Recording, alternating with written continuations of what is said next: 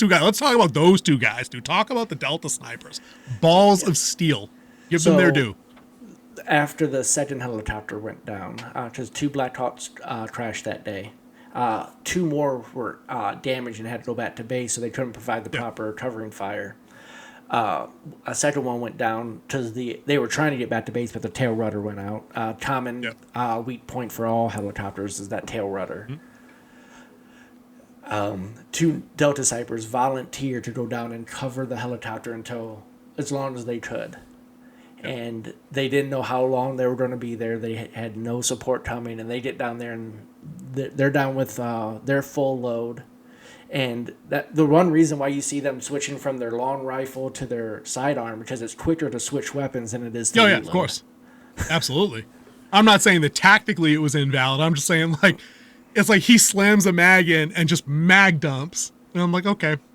So, but then, like you said before, with like the magically reloaded gun, he switches to the sidearm because the primary's dry, empties the sidearm, and when he picks the long arm back up, he's busting rounds again. I'm like, okay, wait a minute.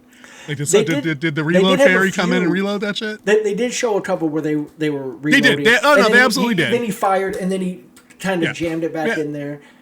Okay, listen, maybe it all happened so quick. I don't know. I just thought it was kind of funky.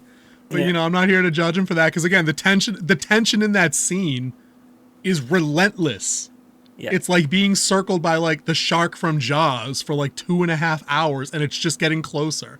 And it's getting closer because every time something goes wrong in this movie, the crowd of armed insurgents that hates you is now advancing. They're more emboldened. They're getting closer. They're close enough to throw rocks at the downed helicopter site. You know what I mean? So if you're close enough to throw a rock, you're close enough to catch an AK-47 bullet in the teeth.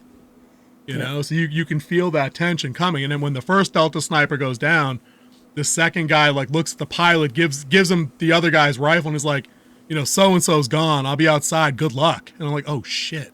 Yeah. Like, these dudes knew. They basically told command, we're going to go down there and die.